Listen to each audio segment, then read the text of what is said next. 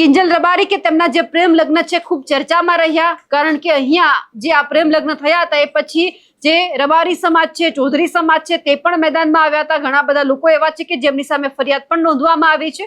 જ્યારે આ આખો મામલો સામે આવ્યો અને એ પછી કિંજલ રબારીએ પીછેહટ પણ કરી હતી. હવે જ્યારે આ માહિતી સામે આવી છે ત્યારે સૌથી પહેલા સવાલ એ થયો કે જ્યારે કિંજલ રબારી અને અશોક ચૌધરીએ જે પરસ્પર સંબંધિત પ્રેમ લગ્ન કર્યા હતા એ બંનેના સંબંધોની ચર્ચા તે સમયે પણ સોશિયલ મીડિયા અને જાહેર જીવનમાં થઈ હતી. જોકે લગ્ન બાદ બંને વચ્ચે મતભેદો પણ ઉભા થયા હતા. સામાજિક પરિસ્થિતિઓના કારણે અલગ થવાનો નિર્ણય પણ લેવામાં આવ્યો છે. હવે આ બાબતે બંને પક્ષો તરફથી અલગ અલગ દાવા અને ચર્ચાઓ અલગ અલગ રીતે સામે પણ આવી હતી. પરંતુ હવે જ્યારે બંને વચ્ચે અંતર વધતા કિંજલ રબારીએ રાધનપુર ફેમિલી કોર્ટમાં છૂટાછેડા માટે અરજી દાખલ કરી હતી. ત્યારબાદ કોર્ટમાં આ મામલે કાયદાકીય પ્રક્રિયા પણ ચાલી રહી છે.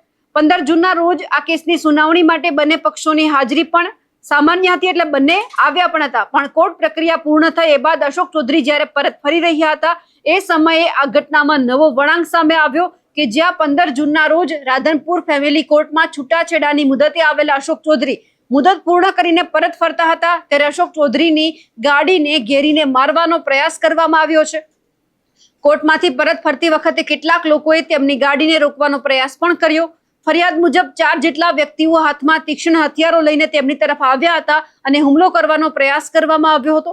આ ઘટના બાદ આ વિસ્તારમાં તણાવપૂર્ણ સ્થિતિ પણ સર્જાઈ છે અને અશોક ચૌધરીએ છૂટાછેડાના કેટલાક દસ્તાવેજો પર સહી કરવાનો ઇનકાર કર્યો હતો. એટલા માટે જ્યારે બંને વચ્ચે મતભેદ વધુ ઉભા થયા હતા એટલા જ માટે જે અશોક ચૌધરી છે તેમના ઉપર ક્યાંક છૂટાછેડાની પ્રક્રિયા પૂર્ણ કરવા માટે વારંવાર દબાણ કરવામાં આવતું હતું. એટલા માટે ક્યાંક આ હુમલો કરવામાં આવ્યો હોય તેવું સામે આવ્યું છે.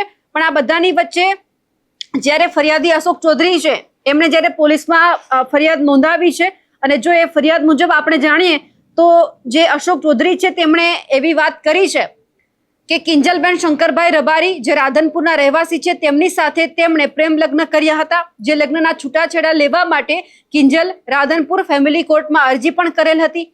જે છૂટાછેડાના કાગળ ઉપર ફરિયાદ એટલે કે અશોક ચૌધરી એવું કહી રહ્યા છે કે સહી કરવા હું અહીંયા આવ્યો હતો, પરંતુ મારે અમુક કાગળ ઉપર સહી નહોતી કરવી, એટલા માટે જે આરોપી જે વ્યક્તિના નામ લખવામાં આવ્યા છે વિનોદભાઈ શંકરભાઈ રબારી એ અવારનવાર અશોક ચૌધરીને ક્યાંક ધાક ધમકી આપતા હતા. જૂની અદાવતનો ખાર રાખીને એમણે અશોક ચૌધરી ઉપર હુમલો કર્યો છે.